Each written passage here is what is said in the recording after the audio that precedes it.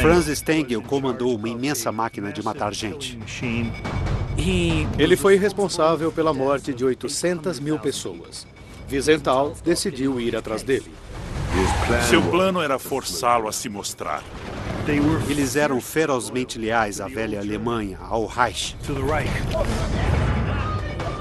Ele era uma pessoa importante para os alemães levarem de volta. Ele tinha estagiários, e um deles era Gustav Wagner. Ele era chamado de monstro.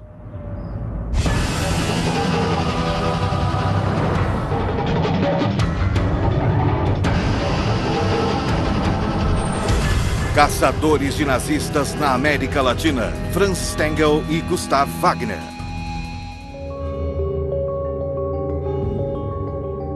Viena, Áustria. 22 de fevereiro de 1964. Simon Wiesenthal era o caçador de nazistas mais famoso do mundo. Em seu escritório no Centro de Documentação Judaica, ele mantinha arquivos de centenas de criminosos de guerra. Era um trabalho solitário,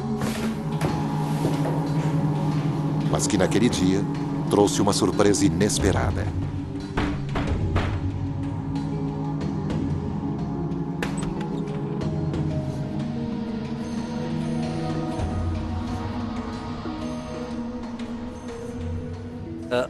Um bêbado apareceu no escritório dele e disse: "Se me der $7.000, digo onde pode encontrar Franz Stengel."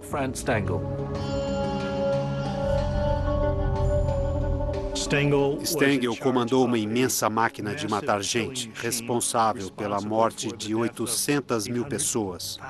Isso é assassinato em massa.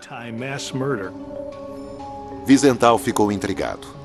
Franz Stengel estava no topo da lista de criminosos de guerra procurados, mas ele achou aquela estranha oferta suspeita. Stengel era um monstro, mas Wiesenthal não tinha tanta certeza se podia confiar naquele homem. Wiesenthal fez então um acordo com o estranho, que só seria selado após a captura de Stengel.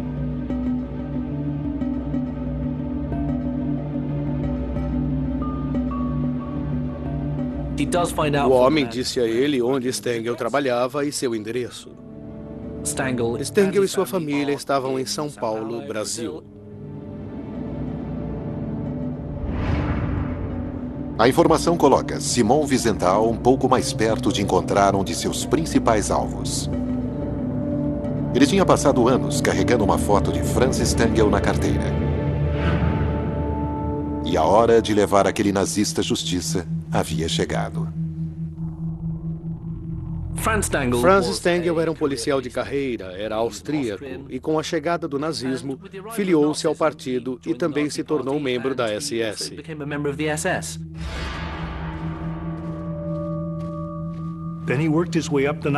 Ele conseguiu subir dentro do partido nazista e foi selecionado para um programa especial na Áustria, no castelo Hartheim.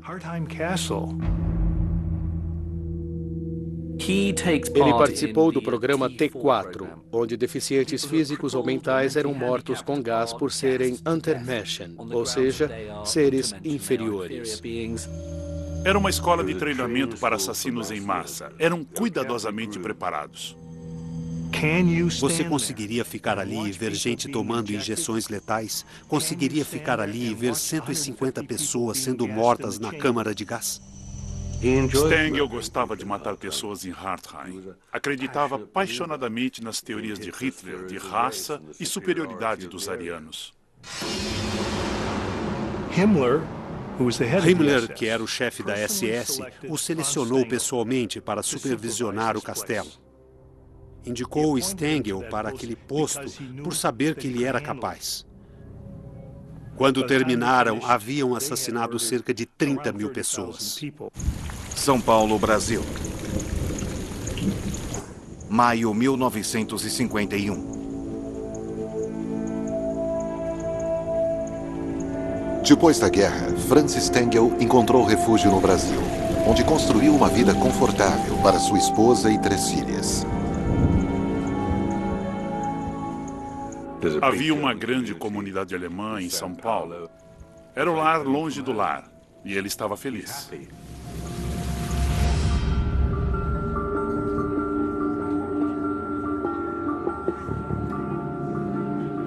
Eles tinham Wurst e Wiener Schnitzels.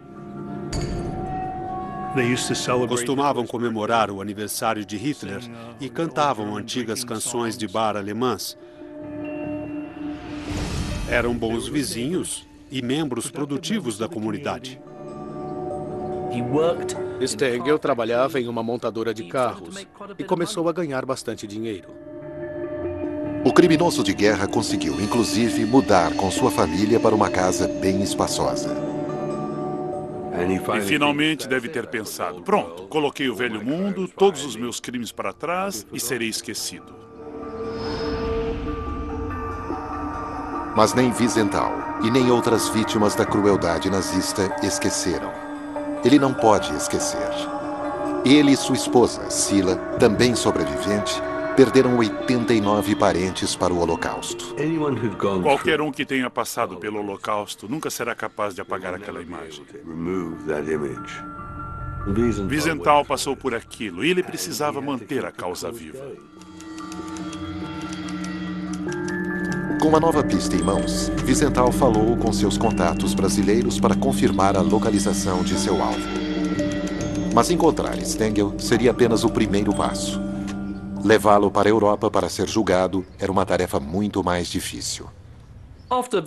Depois que Wiesenthal descobriu Stengel, ele não queria simplesmente envolver brasileiros e tentar uma extradição, pois sabia que o caso vazaria e o nazista fugiria.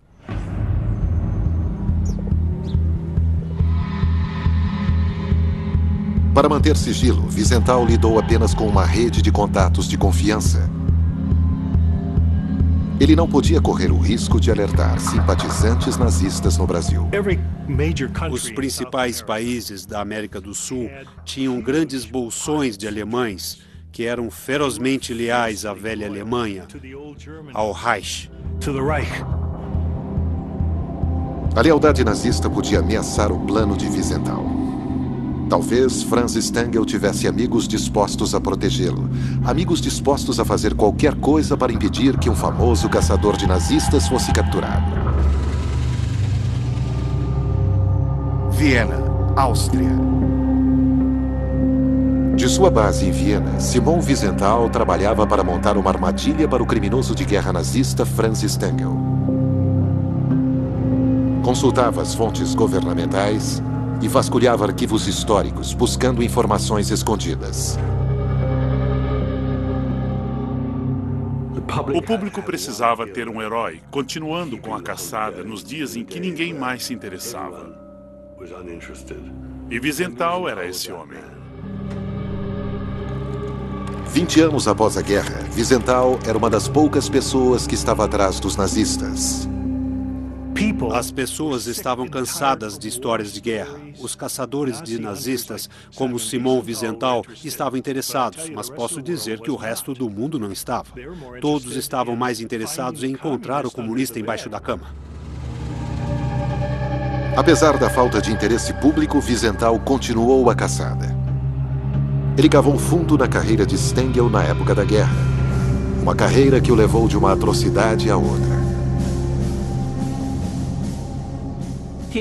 Stengel impressionou seus superiores na Schloss Hartheim e acabou participando do próximo programa de extermínio chamado Operação Reinhard. Operação Reinhard era o código para o assassinato em massa de judeus poloneses em campos de extermínio. O propósito de um campo de extermínio é exclusivamente matar. Eram apenas centros de processamento para abate, e Stengel se viu administrando esses lugares. Era possível ter esperança de sobreviver a Auschwitz, mas essa esperança não existia nos campos de extermínio.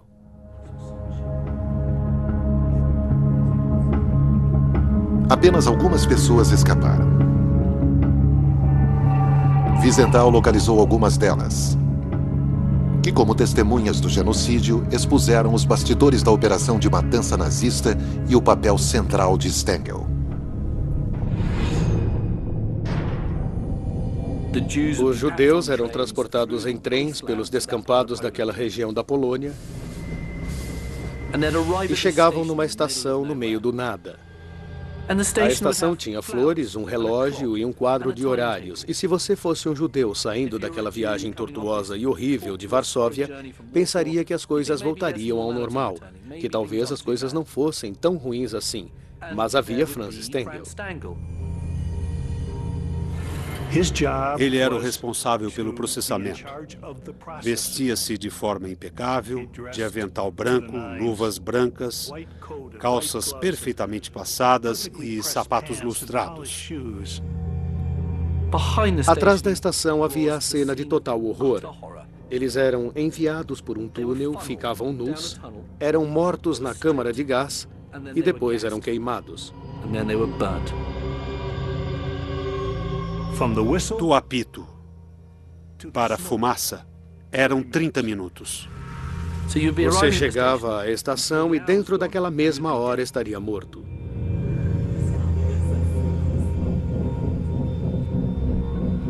Wiesenthal havia prometido que jamais desistiria de caçar o ex-comandante do acampamento. Queria que houvesse justiça. Outubro de 1964. Enquanto isso, na Alemanha, um julgamento histórico enfatizou a urgência da missão de Wiesenthal. 10 ex-oficiais da SS que trabalharam em Treblinka foram acusados de crimes de guerra, e Stengel não estava entre eles. Em Treblinka, ele foi o responsável pela morte de 800 mil pessoas. Mas se olharmos as listas de crimes de guerra, Stengel não estava lá. Ele era o chefe. Não sujou as mãos diretamente. Não precisou cortar a garganta de ninguém. Durante os 10 meses do longo julgamento, finalmente os crimes de Stengel, junto com os de seus ex-colegas, foram expostos ao mundo. Mas no Brasil, um homem permanecia livre. Wiesenthal colocou muita pressão nas autoridades brasileiras para que algo fosse feito. Finalmente, em janeiro de 1967, o esforço começou a dar resultado. As autoridades brasileiras prometeram prender Stengel, desde que a Alemanha enviasse um pedido formal de extradição. Wiesenthal auxiliou então os promotores, reunindo um dossiê detalhado dos crimes de Stengel. No Brasil, a polícia de São Paulo preparou o trabalho para a prisão do nazista.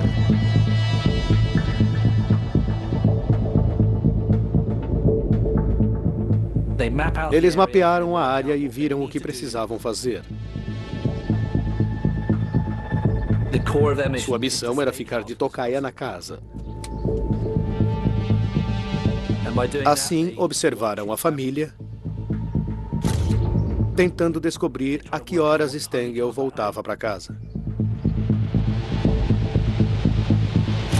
Sem saber da vigilância policial, a ameaça da prisão era algo que Stengel acreditava ter deixado para trás.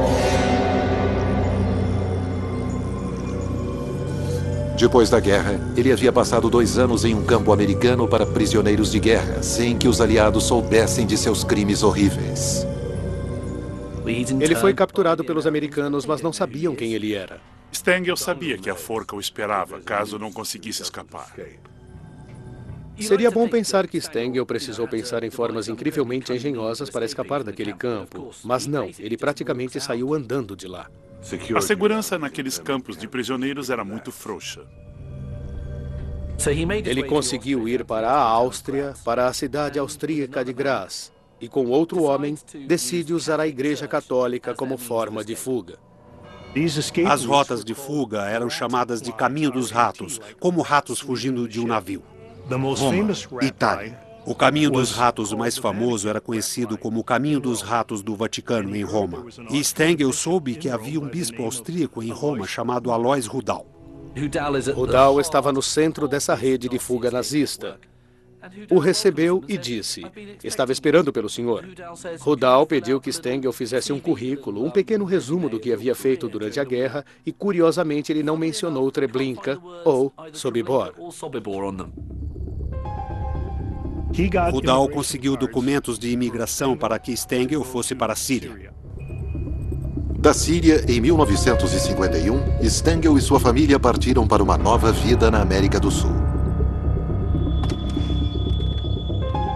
16 anos depois, porém, o mundo de Stengel estava prestes a desmoronar.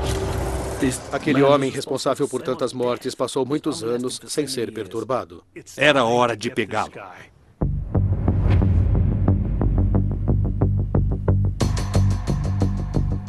Em fevereiro de 1967, a polícia de São Paulo fez os preparativos para capturar o ex-comandante do campo de extermínio nazista, Franz Stengel.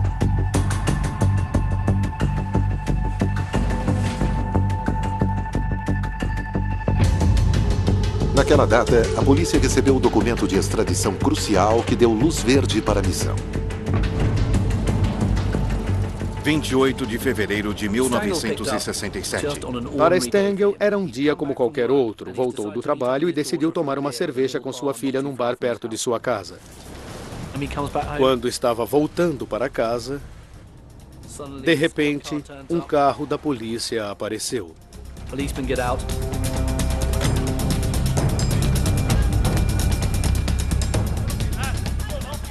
Não houve reação. Não havia a menor chance de ele fugir.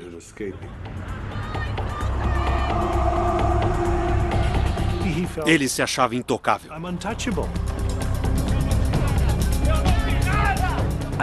Os policiais literalmente jogaram Stengel no banco traseiro enquanto sua filha gritava. Não é nada agradável uma filha ver algo assim acontecendo ao seu pai.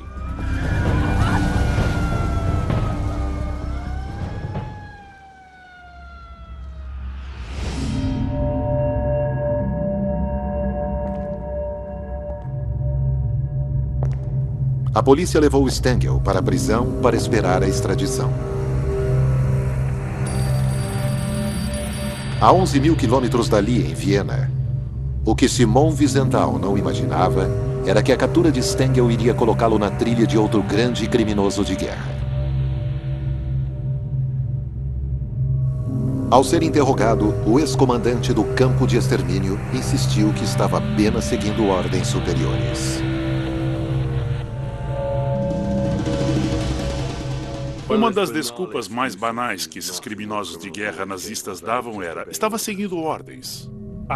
Diziam também: não vou me dobrar e admitir que fiz algo errado, porque não fiz nada errado. Ele não teve a menor bravura moral para dizer aos seus superiores: não acho isso certo e não quero participar disso. Stengel foi uma daquelas pessoas sem as quais o nazismo não poderia ter funcionado.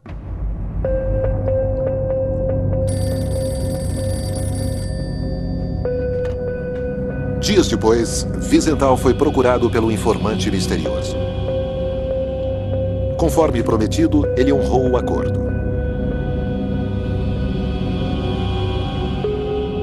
Mas nunca revelou a identidade do homem.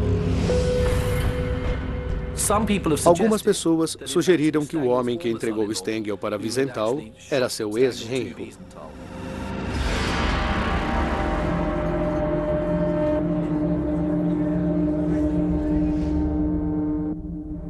O motivo para essa suspeita era que eles tiveram uma briga muito feia e ele havia se divorciado da filha de Stengel.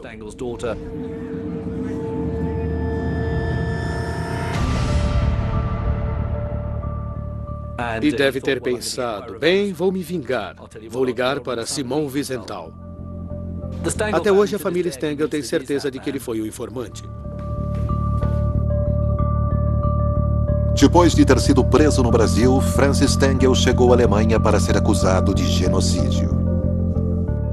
Ele era uma pessoa importante para os alemães levarem de volta. O julgamento de Stengel foi mais um daqueles momentos-chave da história do Holocausto, fundamentalmente, porque as pessoas ainda não haviam percebido o que realmente havia acontecido naqueles campos. O fato de que pessoas como Stengel ainda estavam vivas, trabalhando de forma anônima e vivendo tranquilamente do outro lado do mundo por tantos anos, não podia ser admitido. Eles não tinham chifres pontudos e sangue pingando de suas presas. Eles se pareciam com o motorista de táxi local ou com o verdureiro. Em 22 de outubro de 1970, Simon Wiesenthal assistiu da galeria quando o tribunal declarou o veredito: culpado. Por sua participação no assassinato de 900 mil pessoas, Francis Stengel foi condenado à prisão perpétua. Segundo Wiesenthal, levou 3 anos para Stengel ser levado à justiça. E, claro, sua família insistiu que ele era inocente. Mas é claro que ele não era inocente. Finalmente, 25 anos depois da queda do regime nazista, Simon Wiesenthal fechou o arquivo de Francis Stengel. Enquanto estava na prisão, Stengel concordou em dar uma entrevista à célebre jornalista Gitta Sereny. Na entrevista, ele soltou uma bomba que colocaria Simon Wiesenthal atrás de outro grande criminoso nazista. Quando ele se sentou na prisão e foi entrevistado, ele revelou um segredo do seu passado. Com muita facilidade, ele entregou seu velho amigo Gustav Wagner.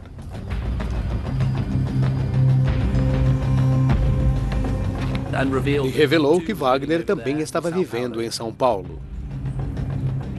O lema da SS era: minha honra é a lealdade. Mas quando eles eram pegos e a coisa ficava preta, um delatava o outro. No centro de extermínio, no castelo de Hartheim, as habilidades especiais de Stengel fizeram dele um excelente professor. Ele tinha estagiários, e um deles era Gustav Wagner. Gradualmente, as pessoas como Wagner, que foram apresentadas a essa máquina de extermínio, eram testadas. Wagner passou no teste. Ele era um bom aluno. Gostava de matar.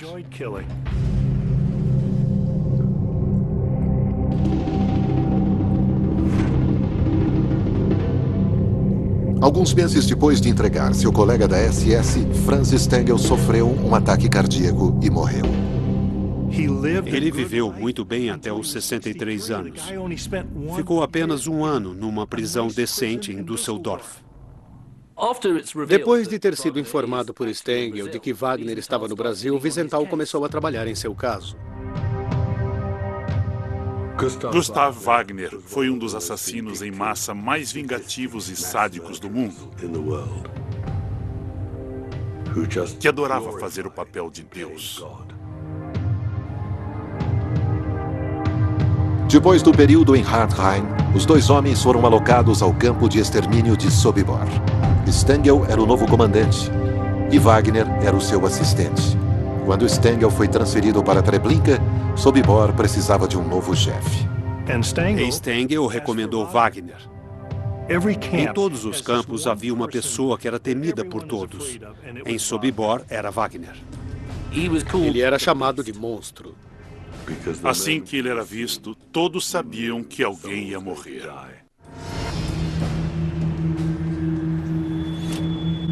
Em 1971. A nova missão de Simon Wiesenthal era encontrar o criminoso de guerra nazista Gustav Wagner, no Brasil, em São Paulo. Wiesenthal sabia que Wagner estava lá, mas não sabia o nome que ele havia adotado. E nem sabia onde ele estava morando.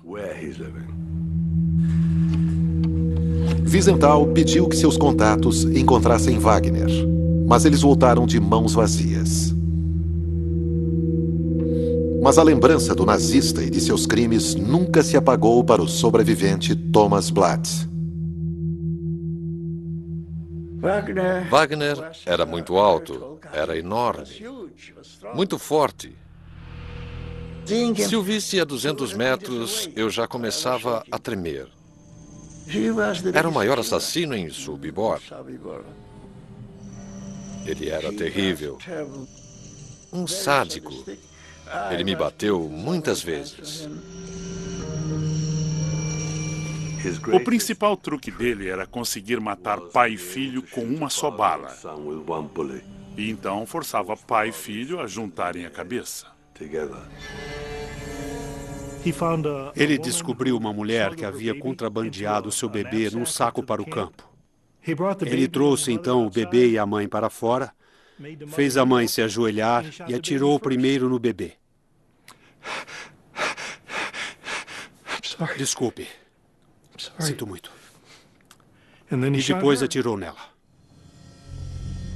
Ele havia assassinado mais de 200 mil pessoas. Como seu mentor Franz Stengel, Wagner enganou os aliados depois da guerra. Voltou para casa na Áustria. Ele ainda estava lá quando Stengel apareceu procurando pelo caminho dos gatos. Stengel estava andando por ali e, de repente, ouviu um chamado vindo de um prédio. Ouviu, "Oi, Franz." E quem era? Seu velho amigo Gustav Wagner. Roma, Itália. Eles decidiram então que iam tentar começar uma vida nova no exterior. Tanto Stengel quanto Wagner acabaram no Brasil. Começaram juntos e terminaram juntos. Eles viviam a 50 quilômetros um do outro. Dá até um arrepio pensar que quando esses nazistas viviam escondidos ou em suas novas vidas, mantinham amizade. Eichmann e Mengele se encontraram algumas vezes no ABC Café em Buenos Aires. E com Stengel e Wagner aconteceu o mesmo. De vez em quando eles se encontravam para beber alguma coisa. É terrível pensar sobre o que conversavam. São Paulo, Brasil. Ele passou a fazer parte da comunidade alemã nos arredores de São Paulo. Casou-se com uma mulher da cidade que já tinha filhos. Ficou com a mulher até que ela morresse e ficou sozinho.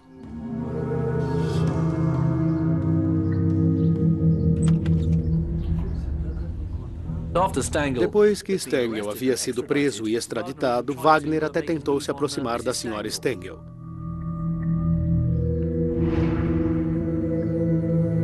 Simon Wiesenthal ainda não sabia onde Gustav Wagner estava escondido. As pistas esfriaram.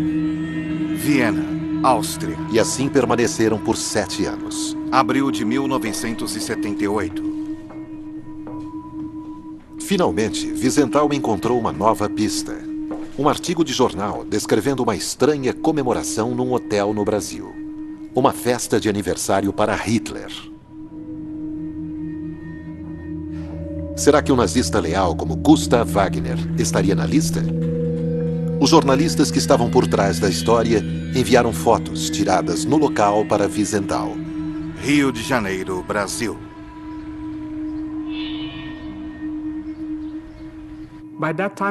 Naquela época, eu era fotógrafa do Jornal do Brasil e meu chefe disse, temos um trabalho.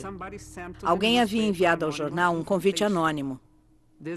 Era uma reunião nazista para comemorar o aniversário de Hitler. Mas estava em código e eu disse, certo, vamos caçar nazistas.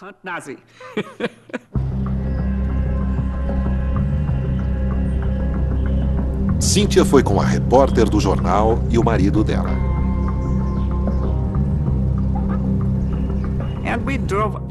Dirigimos horas e horas e horas e não encontrávamos nada, ninguém, nem uma vaca.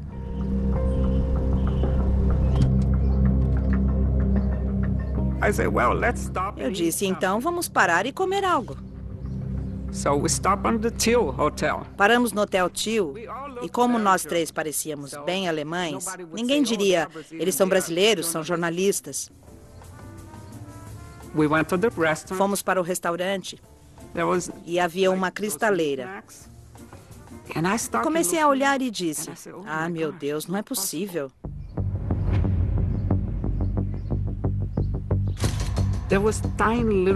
Havia xícaras de porcelana, bibelôs, e em todos eles havia uma pequena suástica. Eu disse, meu Deus do céu, estamos aqui. Olhamos pela janela. E havia um grupo de alemães usando roupas folclóricas.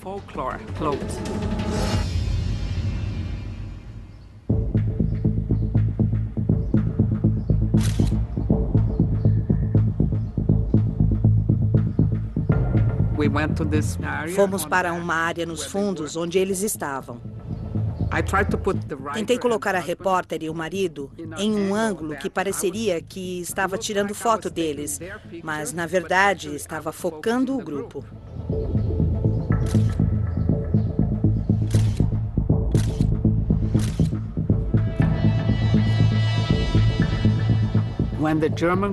Os alemães começaram a perceber que estávamos tirando fotos e decidimos chamar a polícia.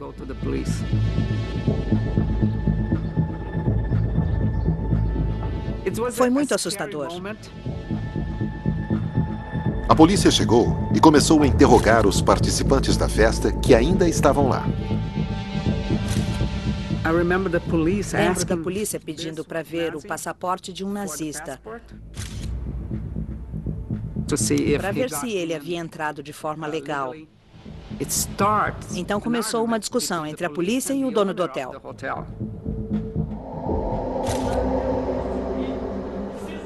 Havia um convidado bravo e provocador.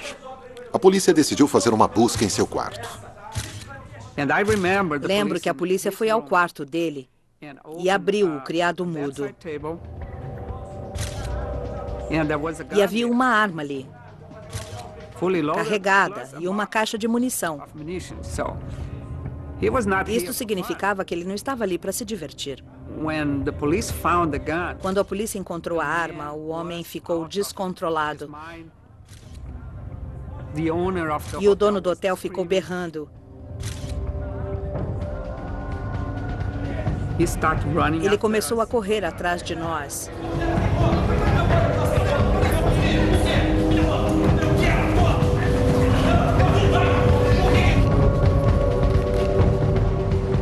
E percebemos então que tínhamos uma história muito boa. Mas não fazíamos ideia do significado daquilo que estávamos fazendo.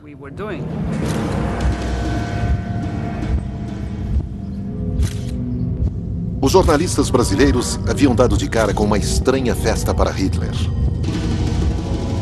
As extraordinárias fotos foram exibidas no mundo todo.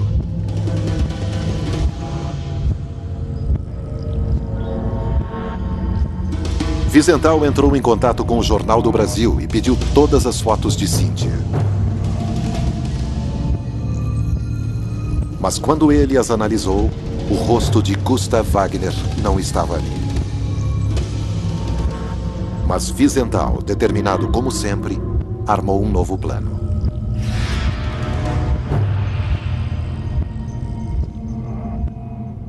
Ele tinha medo de que Wagner pudesse perceber algo e fugisse. Então fez um jogo, o tipo de jogo que o próprio Wagner jogaria. Ele enviou as fotos de volta à jornalista, colocou o nome de Wagner embaixo e o número de Wagner na SS e pediu que a publicasse. O jornal brasileiro publicou uma matéria detalhando os crimes de guerra de Wagner. Wiesenthal anunciou ao mundo que um determinado homem naquela fotografia era Gustav Wagner, o procurado assassino de Sobibor, e que ele devia ser preso. Quando Wiesenthal fez aquela declaração, ele sabia que não era Wagner, mas seu plano era forçá-lo a se mostrar. A matéria deixou Wagner preocupado e perplexo. Seu registro de crimes de guerra havia sido exposto para o mundo todo, mas o rosto na fotografia não era o dele.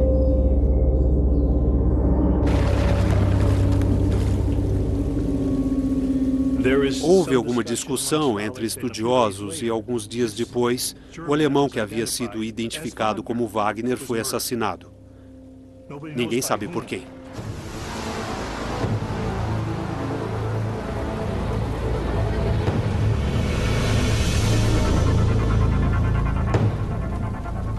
Uma teoria é que, na verdade, os nazistas se viraram contra si mesmos e, sabendo que Wagner seria levado à justiça, ele provavelmente entregaria algum deles também. Por precaução, talvez tenha sido morto por um de seus colegas nazistas.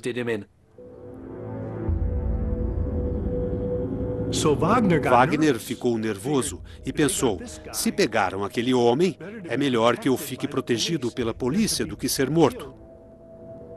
Então ele se entregou à polícia.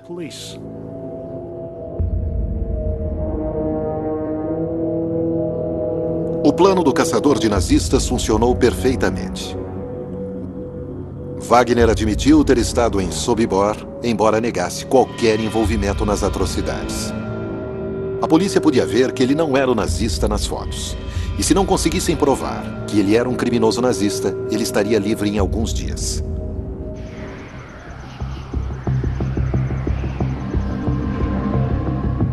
Mas uma incrível coincidência mudou tudo. Uma coincidência envolvendo um dos poucos sobreviventes de Sobibor, Shlomo Ismasner. Senhor Gustavo, o senhor é mesmo o homem que foi julgado em Nuremberg e condenado? Um dia, Shlomo, que estava vivendo no Brasil, estava assistindo TV à noite e mostraram uma imagem de Gustav Wagner. Shlomo explodiu. Ele não podia acreditar que Wagner e ele estavam respirando o mesmo ar. Pegou então um avião, foi para São Paulo e procurou uma delegacia. As autoridades agora tinham a oportunidade perfeita de pegar Wagner. A polícia de São Paulo conseguiu reunir a antiga vítima e seu carrasco. Este homem está dizendo que o senhor era o chefe do campo de concentração. Não, isso não é verdade. Chefe foi Stangl. Stangl? Franz Stangl. Agora, chefe, Spitz, era Oberscharführer Gustav Wagner. Ele fala... Ele sequer sonhava com aquela situação, que um dos poucos sobreviventes de Sobibor estaria na mesma cidade depondo contra ele. Vocês matavam, fuzilavam, rebentavam, faziam o que queria e ninguém. Você hoje, depois de 36 anos, seja um pouco de macho, homem. Quando Wagner disse a Shlomo, devia me agradecer por tê-lo deixado viver. Aquela foi a admissão de culpa mais incrível. Sua identidade foi confirmada e Wagner preso para aguardar a extradição. Todos queriam Wagner. A Polônia o queria por causa de Sobibor. A Alemanha Ocidental o queria por grandes crimes de guerra. Israel queria enforcá-lo. Ele sabia que ele estava prestes a ir a julgamento e passar o resto da vida na prisão, como Stengel e outros. Essa perspectiva o aterrorizava. Enquanto ele estava sob custódia, Wagner ficou totalmente descontrolado. As prisões brasileiras não são locais agradáveis.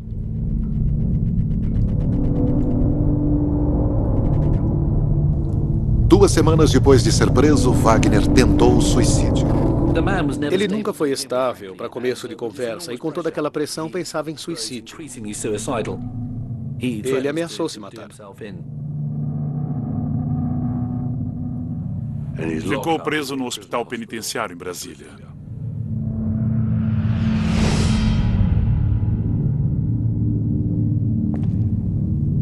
Tentou se matar mais 2 vezes.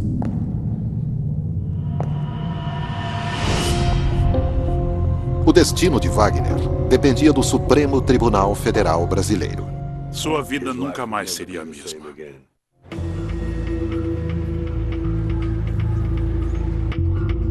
"35 anos haviam se passado desde o brutal reino de terror de Gustav Wagner no campo de extermínio de Sobibor. A decisão de levá-lo a julgamento por seus crimes estava nas mãos dos juízes brasileiros. O Supremo Tribunal Federal Brasileiro, por alguma razão técnica, decidiu não permitir a extradição de Gustav Wagner.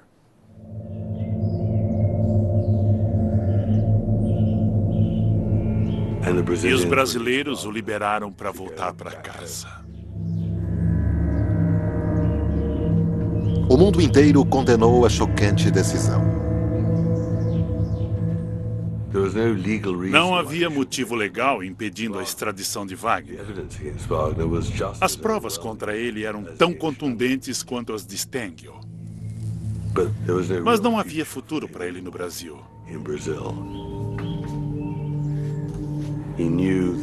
Ele sabia que, independente do que acontecesse, ele havia sido exposto e seria caçado por Wiesenthal ou pelos sobreviventes. E logo depois ele estaria morto. Ele foi encontrado com ferimentos à faca, supostamente suicídio. Sua família disse que ele próprio havia se esfaqueado no peito e que fora suicídio. Mas muita gente achou que, na verdade, ele foi assassinado. É muito difícil se esfaquear até a morte do jeito que havia sido feito. Uma teoria foi que Wagner foi assassinado por um sobrevivente vingativo. Talvez alguém que tenha sobrevivido a Sobibor.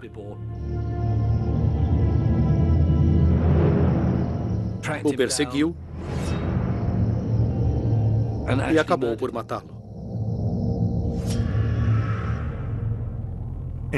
Entrevistei Shlomo e perguntei a ele sobre Wagner. E ele olhou para mim com um sorriso astuto e disse: ele cometeu suicídio se esfaqueando no peito? E riu. Eu gostaria de matá-lo, mas não faria isso porque iria para a cadeia. Para começar, a minha família ficaria arruinada. Eu precisava levar isso em consideração, mas se eu não tivesse ninguém, acho que o mataria.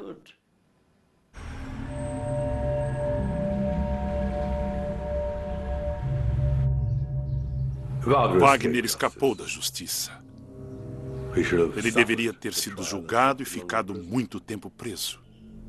Ele aproveitou muitos anos de uma vida feliz no Brasil que não deveria ter podido aproveitar. O mistério permanece até hoje sobre como Wagner morreu, mas foi certamente um fim violento. E se acreditarmos numa justiça poética e, de certo modo, bíblica, ele certamente a recebeu.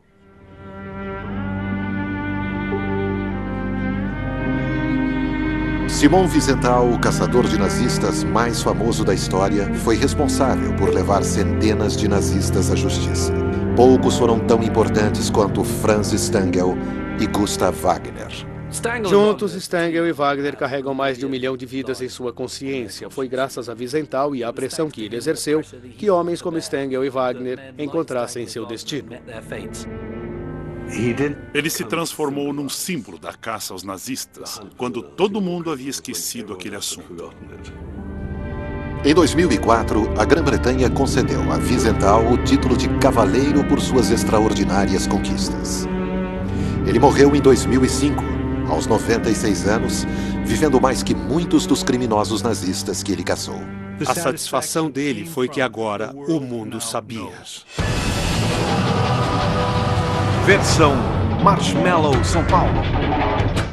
Tabu América Latina está de volta com novos episódios. Estreia exclusiva no próximo domingo às 22 horas no melhor do Nat Geo.